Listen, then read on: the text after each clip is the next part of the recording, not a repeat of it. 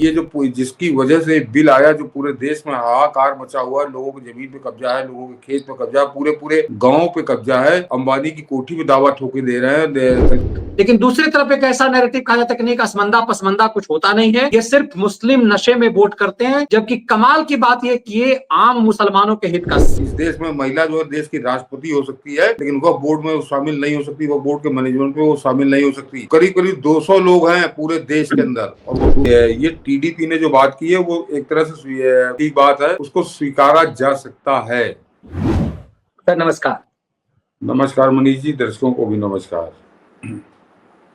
Sir हम यही कह रहे थे कि क्या 240 पर जो गाड़ी अटकी थी उसके बाद भी जो पीएम मोदी का तेवर दिख रहा था, उस पर एक लगाम वक्फ बिल दिखा रहा है। यह बहुत प्रतीक्षित बिल था मोदी सरकार का, लेकिन जिस तरह से इस पे कई अमेंडमेंट किए गए, अब क्या है किस स्वरूप में, ये ना जेडीयू को पता है ना टीडीपी को पता है, लेकिन खबरें आ रही है कि बड़े पैमाने पर इसमें एक बड़ा सुधार किया गया है, बड़ा चेंज किया गया है।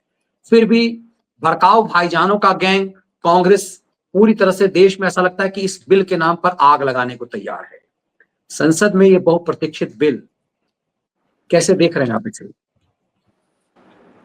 ये मनीष जी 2024 में सरकार बनने के बाद ये पहली अग्नि परीक्षा है मोदी सरकार की। अब तक चलता रहा, मोदी बहुत बढ़िया परफॉर्मेंस देते रहे देश में भी और विदेश में भी, लेकिन जो गलती हुई है जनता से, चूक हुई है जनता से, उसका पहला परीक्षण जो है वो कल होगा संसद के अंदर। अभी जो दोनों दल हैं, चाहे वो टीडीपी हो चाहे जेडीयू हो, मैं देख रहा हूँ सारी डिबेट में बड़े खुलकर कह रहे हैं कि नहीं हम तो खुलकर साथ है सरकार के, हम इस बिल के पक्ष में हैं। लेकिन ये जो दो उन्होंने संशोधन दिए हैं, टीडीपी का संशोधन तो फिर भी थोड़ा ठीक है, जो जदयू का संशोधन है वो तो एक तरह से इस पूरे बिल की, मैं क्या कहूँ कि जैसे आपने सही शब्द इस्तेमाल किया कि उसके नाखून और दांत उखाड़ लेने वाला है। उसमें जदयू ने जो शर्त रखी है कि ये बिल जो है रिट्रोस्पेक्टिव नहीं होगा, यानी ये आज जिस दिन पास होगा उस दिन से ये लागू होगा, उससे पहले लागू नहीं होगा।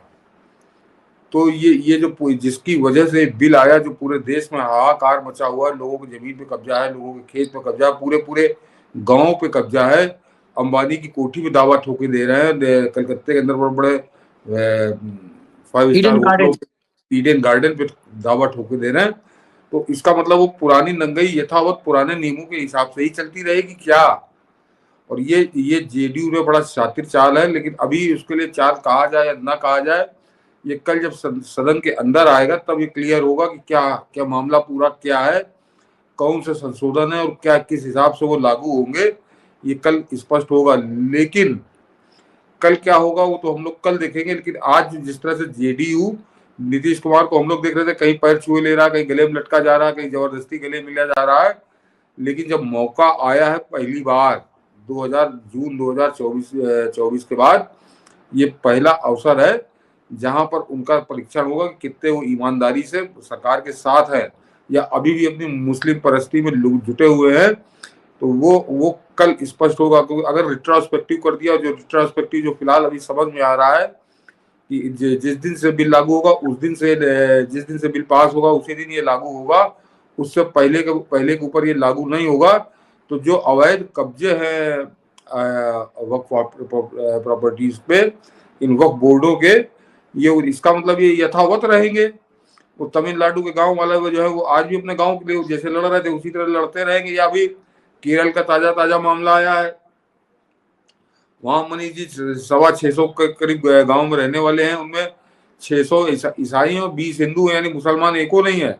लेकिन पूरे गांव पर वक्फ ने अपना दावा ठोक दिया है। और यही कारण है कि इस वक्फ बिल के समर्थन में चर्च की जो संस्था है वो भी खुलकर आ गई। 2-3 संस्थाएं उनकी सारी खुलकर इसके पक्ष में आ गई। क्या कहे कुछ मनीष जी भी लिख था कि रेट्रोस्पेक्टिव नहीं होगा। ये अमित शाह ने कहा है कि उसके साथ इंटरव्यू में कहा था कि रेट्रोस्पेक्टिव नहीं होगा। तो इस पे डिपेंड करता है कि फिर जेडीयू कैसा ड्रामा करती है। हाँ, अमित शाह ने ये कहा है कि पूर्ण रूप से रेट्रोस्पेक्टिव नहीं होगा ये, इसमें कुछ चीजों को सुधार किया गया, अपने सहयोगियों की मांग पर हमने कुछ सुधार किया है, लेकिन रेट्रोस्पेक्टिव नहीं होगा, ये गृह मंत्री ने एक बयान दिया था।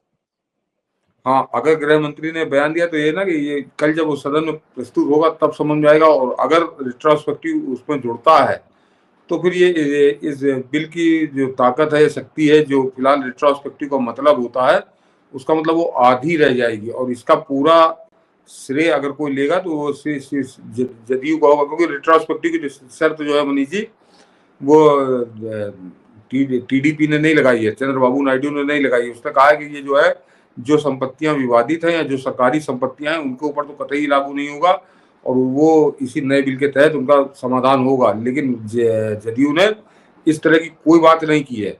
तो कल जब हम लोग को सबको प्रतीक्षा करनी पड़ेगी, क्योंकि अभी जो प्रवक्ता बैठे हुए थे, जदयू के भी थे और टीडीपी के भी थे, तो वो खुलकर ये बात कह रहे हैं कि अभी हमारे हाथ में बिल नहीं आया है, हम बिल देखने के बाद अपना तय करेंगे। फिलहाल हम सरकार के साथ हैं, पूरी मजबूती से खड़े हैं। तो तुम जब सरकार के साथ हो, पूरी तरह मजबूती से खड़े हो, सरकार पर तुमको पूरा विश्वास है, तो ये क्या है कि हम जब बिल देखेंगे तब फैसला करेंगे। तो ये अपने आप में ऊहापोह वाली स्थिति को पैदा कर रहे हैं। तो ये कमाल की बात है कि जब जेडीयू के जो पूर्व अध्यक्ष हैं, वो ललन सिंह जो सबसे क्लोज है, उन्होंने कहा, एक पब्लिक मंच में कहा था कि हमें पता है कि मुसलमान हमें वोट नहीं देता। वैसे एक नैरेटिव में बनाते हैं कि बिहार में पसमंदा जो वोट है वो नीतीश कुमार को करता है क्योंकि उन्होंने महादलित बनाया, लेकिन दूसरी तरफ एक ऐसा नैरेटिव कहा जाता है कि नहीं, असमंदा पसमंदा कुछ होता नहीं है, ये सिर्फ मुस्लिम नशे में वोट करते हैं। जबकि कमाल की बात यह कि ये आम मुसलमानों के हित का, सही मायने में यदि समझिए तो ये बिल आम मुसलमानों के हित में, जो ओबीसी टाइप के जो भड़का जो लोग जो लूटते हैं उनके खिलाफ है। लेकिन क्या सर ये लग रहा है कि इस देश को यह भी समझ में आएगा इस पूरे प्रकरण में पहली बार कि 240 संघ को भी समझ में आएगा कि कहां गलती हुई। आज यदि सरकार पूर्ण बहुमत में होती तो क्या इनके सामने गिड़गिड़ाना पड़ता? ये बनी जी, मैंने कहा ना कि जिन लोगों ने वोट नहीं किया था, जो शांत होकर बैठ गए थे, और खासकर संघ, उसके भी समझ में आएगा कितनी बड़ी गलती उससे हो गई। वो सही मुद्दे पे हुई थी, गलत मुद्दे पे हुई थी, ये अलग विषय है, इस पर हम लोग कई बार बहस कर चुके हैं। लेकिन मोदी सरकार को पूर्ण बहुमत ना मिलना कितना घातक हो सकता है। और मोदी जी कल क्या होगा ये तो छोड़ दीजिए, आज ही जिस तरह की भाषा बोली जा रही है, जिस तरह से सरकार परेशान है एक ईमानदारी के साथ लाए जा रहे बिल के लिए, जो बिल्कुल सही लगे, इस देश में खुलेआम डकैती की हो रही थी। और इसका एक नमूना बताता हूँ मनीष जी आपको, कि ये जो 8-8.5 लाख बता रहा है, कोई 9 लाख 8.5 लाख संपत्ति बता रहा है, 9.5 लाख एकड़ जमीन है, इसमें मनीष जी 58,898 संपत्तियां जो है वो विवादित है, जिन पर मुकदमेबाजी हो रही है। तो ये तो 58,898, और उनमें जो है वो जो मुकदमेबाजी चल रही है उसमें 10-12 हजार जो है वो संख्या है मुसलमानों की, जो मुसलमानों ने ही मुकदमे कर रखे हैं कि गलत है, वक्फ जो है गलत कब्जा किए बैठा है। तो जरा इस फिगर पे मनीष जी जरा इसका दूसरा पक्ष गौर करिए कि जब ये खुद कह रहे हैं कि 58,898 संपत्तियां हैं और उन पे 10-12 हजार मुसलमानों के मुकदमे, तो शेष मुकदमे किसके हैं? ये अपने आप में बता रहा है कि इसका मतलब कम से कम 45 से 50 हजार मुकदमे हिंदुओं के हैं, सिखों के हैं, ईसाइयों के हैं, बौद्धों के हैं, जैनों के, जो भी आप धर्म कह लीजिए, लेकिन वो मुसलमानों के नहीं है। तो ये कैसी डकैती डाल रहे हैं देश के अंदर कि ये 45 से 50 हजार मुकदमे तो केवल हिंदू या गैर मुस्लिम लड़ रहे हैं। तो वो उन मुकदमों का क्या होगा, ये खास बात है। और जो आपने कहा कि जो पछतावा होगा जिन लोगों ने ये एक प्रतिशोध के तहत किया है, जैसे भी किया, लेकिन उसका परिणाम कितना भयानक है। जून 2024 के जो लोकसभा का चुनाव आया, उसका जो परिणाम था, उस परिणाम की भयानकता का एहसास पहली बार देश को होगा जब हम कल संसद के अंदर ये देखेंगे। और ये इस बात को समझना पड़ेगा कि सोचिए कि आम जन को भी कि कैसे कांग्रेस ने ये बिल ला करके, इस तरह के बिल से मुसलमानों को इस देश को लूटने की पूरी छूट दे दी, पूरी की पूरी छूट दी। इसीलिए इसमें अमेंडमेंट बिल है ये, कांग्रेस द्वारा मुसलमानों के लिए को देश लूटने के दिए गए पाप को, जिहादी मुसलमानों को, आम जन को तो देखिए उनको तो कुछ मिलता नहीं है। ये पूरा आप छोटे छोटे शहरों में जो आप देखेंगे जो भू माफिया है, बेसिकली वक्फ बोर्ड एक भू माफिया है, इस देश का सबसे बड़ा भू माफिया है। कमाल की बात देखिए, जिस संस्था में मैं काम कर रहा था P7 जो पर्ल ग्रुप का है, वो देश का एक भूमाफिया ही था, पूरी तरह से जमींदोज कर दिया गया उसे। सहारा को देखिए सुब्रत, लेकिन ये वक्फ बोर्ड जैसा, चूंकि इसके मामले में तुष्टीकरण का मामला आता है। आप सोचिए, एक समय में हम लोग कहते थे कि सबसे बड़ा लैंड बैंकिंग है जो पर्ल्स ग्रुप का है, लेकिन ये तो सबसे बड़ा लुटेरा है, सबसे बड़ा माफिया है, भूमाफिया। लेकिन मुस्लिम तुष्टीकरण के लिए लालू यादव का नहीं मनीष नौनियाल बेटा हो, अखिलेश यादव हो, इन सब ने एक दूसरे ढंग का उत्पात मचाना शुरू कर दिया है। नहीं मनीष जी, ये भूमाफिया नहीं है, वक्फ बोर्ड जो है, ये समझिए कि जो बताया जा रहा है कि करीब 8.5 लाख संपत्तियां हैं और 9.5 लाख एकड़ जमीन है, और जो वक्फ बोर्ड है उनके कुल मिलाकर 200 लोग इसके पदाधिकारी हैं। और इसमें मनीष जी सबसे खास बात कि किसी भी वक्फ बोर्ड में एक भी मुस्लिम महिला नहीं है, कोई महिला आई नहीं। तो इन्होंने आधी आबादी को उठाकर फेंक दिया बाहर। इस देश में महिला जो है देश की राष्ट्रपति हो सकती है, लेकिन वक्फ बोर्ड में वो शामिल नहीं हो सकती, वक्फ बोर्ड के मैनेजमेंट में वो शामिल नहीं हो सकती। करीब करीब 200 लोग हैं पूरे देश के अंदर, और वो 200 लोग ये पूरी लूटपाट मचाए हुए और अपने गुर्गों को करा रहे हैं।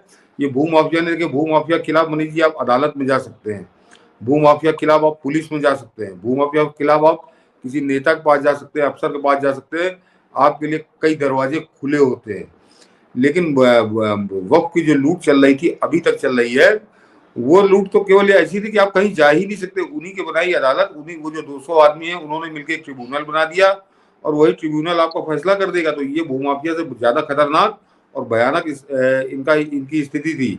और उस स्थिति पे डंडा चलेगा कल, कैसे चलेगा, कितना चलेगा, वो रिट्रोस्पेक्टिव होगा या नहीं होगा, ये कल फैसला होगा। सबसे ज्यादा उन्माद जो ओवैसी गैंग मचा रहा है कि इसमें गैर मुसलमानों की एंट्री का क्या मतलब है। इनकी तिलमिलाहट तो इस बात का है कि इतिहास में पहली बार अल्पसंख्यक मामले का जो मंत्री है वो गैर इस्लामिक है, देश के इतिहास में पहली बार है। इससे पहले मोदी काल में भी वही चिरकुट ऐसा व्यक्ति जो 2 वोट भी नहीं दिला सकता रामपुर से और इधर उधर से, तो वो सब चीजें खत्म हुई और एक गैर मुस्लिम अल्पसंख्यक मामले का मंत्री, मतलब अल्पसंख्यक का मामला जो अल्पसंख्यक है नहीं उस बिरादरी के लोग होते थे। इनकी तिलमिलाहट इस बात को लेकर ज्यादा है। ओवैसी सबसे ज्यादा चिल्लाता है दूसरे मजहब के लोगों की इसमें एंट्री की क्या मतलब है। नहीं मनीष जी, बिल्कुल सही बात आपने कही। और ये दर्शक समझे कि 72 साल बाद, आजादी के 72 साल बाद देश को सही मायने में अल्पसंख्यक मंत्री मिला जो किरण रिजिजू बने। अन्यथा मुसलमान जो 20-22% जिसकी आबादी, वो अल्पसंख्यक में थोड़ी आते हैं। ये तो बहुत पहले से बहस चल रही है कि इनका माइनॉरिटी स्टेटस खत्म होना चाहिए, जैसे पूरे देश के नागरिक है वैसे ही होना चाहिए। क्या मतलब 50% हो जाएंगे, माइनॉरिटी रहेंगे क्या? माइनॉरिटी वही है जो किरण रिजिजू है, कोई सिख होता है, कोई ईसाई होता है, तो वो माइनॉरिटी होता है। पारसी है, माइनॉरिटी पारसी है, बेसिकली पारसी को आप माइनॉरिटी कहते हैं, और वो मांगते ही नहीं है।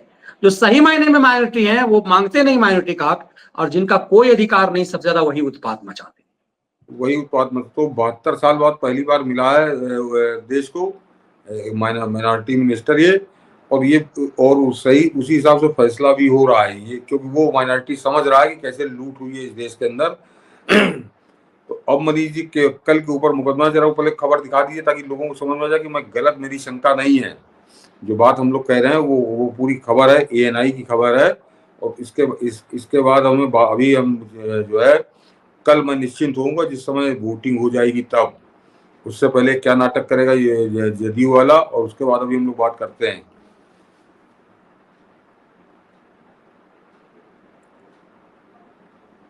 संजय झा ने कहा है बिल को पूर्व व्यापी प्रभाव से लागू नहीं किया जाना चाहिए, उम्मीद है सरकार इस पर विचार करेगी। वक्फ संशोधन विधेयक पर जेडीयू सांसद संजय झा। मैं पढ़ा दे रहा हूँ। जेडीयू सांसद संजय झा ने मंगलवार को वक्फ संशोधन विधेयक पर अपनी पार्टी के रुख पर प्रकाश डाला, जिसे मंगलवार को संसद में पेश किए जाने की उम्मीद है, और कहा कि इस विधेयक को पूर्वव्यापी प्रभाव से लागू नहीं किया जाना चाहिए और उम्मीद है कि सरकार इस पर विचार करेगी। इसके अलावा उन्होंने कहा कि जब तक नीतीश कुमार राजनीति में है, लोगों के हितों की रक्षा की जाएगी, लोगों के हितों का सिलेगा, मुसलमानों के हितों की रक्षा की जाएगी। ANI से बात करते हुए झा ने कहा, नीतीश कुमार लगातार काम कर रहे हैं। उन्होंने कहा पिछले 19 सालों से नीतीश कुमार बिहार में मुस्लिम समुदाय के लिए काम कर रहे हैं। इस दौरान उन्होंने मुस्लिम समुदाय के लिए जो काम किया वो अभी दिखता है। हमारी पार्टी ने कहा था कि इसे पूर्वव्यापी प्रभाव से लागू नहीं किया जाना चाहिए, और हमें उम्मीद है कि सरकार इस पर विचार करेगी। जब तक नीतीश कुमार राजनीति में है, लोगों के हितों की रक्षा की जाएगी। ये और ये ये झाजी मेन वो है जो बीजेपी कोटा से वहां गए हुए हैं, अपना दुकान चला रहे हैं। और जबकि इसी पार्टी का एक कद्दावर नेता कह चुका है कि हमें तो मुसलमान वोट ही नहीं करता। ये कह रहा है बिहार में नीतीश कुमार ने मुसलमानों के लिए ही काम किया है। और ये देखिए यहाँ जो मनीष जी दिखा रहे हैं, दूसरी खबर है टीडीपी की, कि वक्फ बिल पर बड़ी खबर, टीडीपी के तीनों सुझाव माने गए, कल विधेयक के सपोर्ट में वोट करेगी चंद्रबाबू नायडू की पार्टी। लेकिन इसका इसका जो संशोधन है वो स्वीकार है, वो कहीं कुछ हद तक आप उसको स्वीकार कर सकते हैं कि वक्फ संशोधन विधेयक में तेलुगु देशम पार्टी द्वारा सुझाए गए तीनों संशोधनों को स्वीकार कर लिया गया है। इसके साथ ही टीडीपी ने विधेयक का पूरा समर्थन करने का निर्णय लिया है। कल लोकसभा में पार्टी बिल के समर्थन में मतदान करेगी। वक्फ क्या ये नीचे वाली हेडिंग क्या थे टीडीपी के सुझाव? टीडीपी ने वक्फ बाय यूजर जो इस्तेमाल कर रहा है, टीडीपी ने वक्फ बाय यूजर से संबंधित प्रावधान में संशोधन का प्रस्ताव रखा था, जिसके अनुसार जो भी वक्फ बाय यूजर संपत्तियां वक्फ अधिनियम 2025 के लागू होने से पहले पंजीकृत हो चुकी हैं, वे वक्फ संपत्तियां बनी रहेंगी जब तक कि संपत्ति विवादित ना हो या सरकारी संपत्ति ना हो। इस संशोधन को विधेयक में शामिल कर लिया गया है। ये मेन है, बाकी तो कलेक्टर नहीं होगा तो ठीक है, कलेक्टर नहीं होगा उससे ऊंचा अफसर होगा तो उससे कोई परेशानी नहीं है। और तीसरा प्रमुख है संशोधित डिजिटल दस्तावेजों की समय सीमा बढ़ाने से संबंधित था, तो ये भी ठीक है कि उनको समय सीमा दे दी गई कि 6 महीने के अंदर आप अपने दस्तावेज जमा करा सकते हैं। तो ये भी वही बात कर रहे हैं, लेकिन इसमें उन्होंने कह दिया कि कोई विवादित या सरकारी संपत्ति है तो उस पर ये लागू होगा। तो ये टीडीपी ने जो बात की है वो एक तरह से ठीक बात है, उसको स्वीकारा जा सकता है। कायदे से तो पूरे सब पे लागू होना चाहिए था, लेकिन उसने विवादित और वो कह दिया तो एक तरह से 70% वो बात वही पुरानी वाली आ जाएगी। लेकिन जदयू का मैंने अभी जो आपको लोगों एएनआई की आप लोगों को खबर दिखाई, वो खबर खतरनाक है। और कल नीतीश कुमार का ये फैसला होगा। देखिए मनीष जी, नीतीश कुमार कल अगर इसके विरोध में वोटिंग करते हैं तो नंगे हो जाएंगे इस देश के सामने, और कहीं के नहीं रहेंगे। धोबी कुत्ता कहा जाता है ना, घर का ना घाट का, वो स्थिति हो जाएगी। क्योंकि एक बात तो अच्छे से समझ लीजिए, और मुझको उसी बात पर पूर्ण विश्वास है कि प्रधानमंत्री मोदी और अमित शाह कभी आधी खिचड़ी नहीं पकाते हैं। अगर वो खिचड़ी पका के चढ़ा के उन्होंने बता दिया कि कल तैयार हो रहे, तो खिचड़ी तो कल पकेगी, खिचड़ी कल पकेगी, निश्चित पकेगी, और उसको कोई रोक नहीं पाएगा। लेकिन इस तरह के जो मैंने कहा ना, पहली अग्नि परीक्षा है, इसमें अगर नीतीश कुमार ने अपना चेहरा दिखाया तो नीतीश कुमार का राजनीतिक कैरियर समाप्त। ये अपने कार्यक्रम से मैं चेतावनी दे रहा हूँ, क्योंकि अभी 6 महीने बाद चुनाव होना है, और नीतीश कुमार का सारा राजनीतिक करियर कि वो अंतिम समय में कैसे विदा होना चाहते हैं या कैसे बेइज्जती के साथ विदा होना चाहते हैं, ये कल तय हो जाएगा। कल अगर उन्होंने कोई नंगाई की या कोई नाटक दिखाने की कोशिश की तो ये बड़ा बुरा हश्र उनका होगा। बिल तो पास होगा कल, ये निश्चिंत रहे दर्शक कह रहा हूँ। अब इसमें थोड़ा बहुत संशोधन वाली बात है, कितना सरकार ने समझौता किया है कितना नहीं किया है, ये कल बिल पास होने के बाद पता चलेगा। बिल्कुल, इससे यही पता चलता है। मगर फिर भी वो टीस है कि यदि राष्ट्रव्यापी, यदि राष्ट्रहित में एक ऐसा बिल था तो उसे लंगड़ाने की जरूरत क्यों पड़ गई? इसके लिए कोई मोदी और अमित शाह जिम्मेदार नहीं हो सकते। कई लोग लिखते हैं ना कि भैया ठोक के करना चाहिए, डेमोक्रेटिक कंट्री है, ठोक के कैसे करना चाहिए? आपने ठोक करके वो ताकत दी नहीं जिसके लोग कहते थे कि 400 पार यदि आप कराते हैं तो कल्पना कीजिए कि 400 पार का आंकड़ा होता तो इस देश की किस्मत और तकदीर कैसे लिखी जाती। नहीं मनीष जी, जरा सोचिए कि जो ये बिल तो उसके सामने कुछ भी नहीं है। धारा 370 का जो बिल पास हुआ, क्यों पास हुआ? क्योंकि 303 तुम्हारे पास समर्थन था, 303 भाजपा के अपने पास थे, तो ये लोग अंग्रेजी बोलने की स्थिति में थे ही नहीं। इनके जैसे कहते दांत और नाखून इनके उखड़े हुए थे, अब इनके दांत और नाखून जरा दुगने बड़े हो चुके हैं। तो ये कल बिल पास भी हो जाता है तो मनीष जी, लेकिन अभी तो 4 साल क्या 4.5 साल समझिए बाकी हैं, तो ये एक एक बिल में इसी तरह का नाटक ये प्रस्तुत करते रहेंगे। ये सबसे खास बात है। आप कोई भी बड़ा गंभीर विषय पे, कोई गंभीर मुद्दे पर आपको बिल के लिए इनके आगे हाथ पैर जोड़ के खड़े होना पड़ेगा। और इस देश में सबसे बड़ी जो समस्या है कि मुसलमान विरोध कर रहा है, और भाजपा का समर्थन आज तक किसी बिल पे, जब से भाजपा का जन्म हुआ है और जब से सरकार में अटल जी की सरकार आई तब से लेकर अभी तक, कि भाजपा के लायक इस बिल के समर्थन में मुसलमान खड़ा हुआ है, वो हमेशा विरोध में खड़ा रहता है। तो ये हमेशा ये नाटक दिखाएंगे, चाहे नीतीश कुमार हो और चाहे वो टीडीपी हो। तो ये मगर अब ये इस जहर के साथ ही आपको जीना है, ये मतलब क्या कहा जाए इसको।